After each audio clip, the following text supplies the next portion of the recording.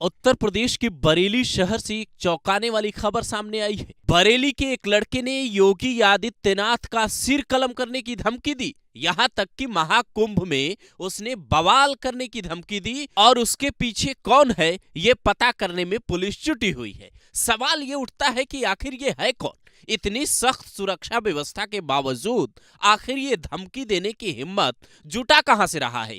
क्या इसका कोई पाकिस्तान कनेक्शन है? क्या वाकई में महाकुंभ में बरेली से कोई बड़ा खतरा महसूस हो रहा है? क्योंकि बरेली में भी सुरक्षा व्यवस्था सख्त कर दी गई है।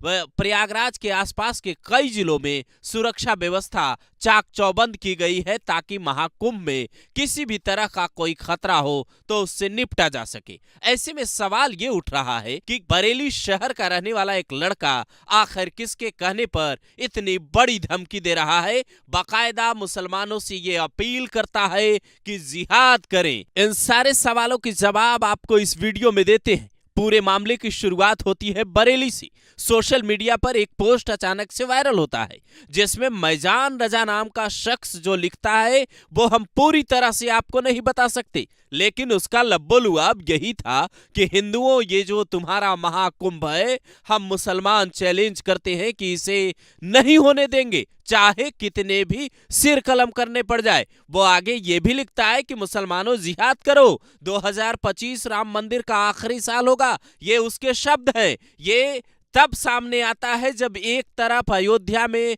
राम मंदिर की पहली वर्षगांठ मनाई जा रही है, योगी आदित्यनाथ वहां जाकर पूजा अर्चना कर रहे हैं। ऐसे वक्त में इस तरीके के पोस्ट सामने आने के बाद कई तरीके के सवाल खड़े हुए। हिंदू समाज के कई लोगों ने पुलिस को टैग किया। मामले में एडीजी बरेली और यूपी पुलिस को टैग कर आरोपी के खिलाफ कार्रवाई करने की मांग की गई। उसके बाद पुलिस ने बिना समय गवाए शुक्रवार की रात ही बरेली से आरोपी मैजान रजा को गिरफ्तार कर लिया। कैसे सलाखों के पीछे जाने के बाद उसकी भाषा बदल गई, आप ये तस्वीरों में देख सकते हैं। उसकी शक्ल बदल गई। अब बताया जा रहा है कि पुलिस के आगे वो गिड़गिड़ा रहा है, बदले में कह रहा है कभी भी ऐसी पोस्ट नहीं करूंगा, इसे डिलीट कर दूंगा। लेकिन ये योगी की पुलिस है, किसी अपराधी को छोड़ती नहीं है। आप जरा तस्वीरों को गौर से देखिए। एक तरफ आपको इसकी पोस्ट दिख रही है जिसमें ये धमकी दे रहा है और दूसरी तरफ इसकी वो तस्वीर है जिसमें सलाखों के पीछे मैजान खड़ा है। पुलिस के शिकंजे में फंसने के बाद शायद इसे कानून की ताकत समझ में आ गई होगी। लेकिन यहाँ सवाल ये उठता है कि कहीं मैजान सिर्फ एक प्यादा तो नहीं हो सकता है, इसके पीछे किसी और का हाथ हो जो लोगों को इस तरीके की बातों के लिए भड़काता हो। क्योंकि बरेली पहले से इतना संवेदनशील है और महाकुंभ प्रयागराज में होने के बावजूद बरेली में बड़ी सख्ती बरती जा रही है। अक्सर कई बार देखा गया है बरेली से कई फतवे जारी हुए हैं। नया साल न मनाने का फतवा भी बरेली से आया था।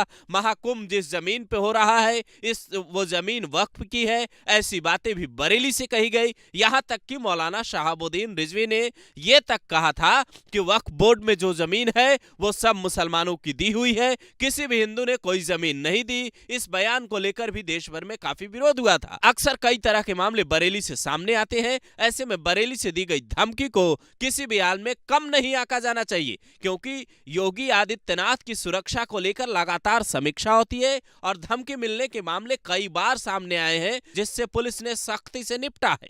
ऐसे में क्या मैजान को किसी ने भड़काया है माहौल खराब करने और कुंभ में रुकावट डालने के लिए? क्या कोई बड़े लेवल पे साजिश रची जा रही है?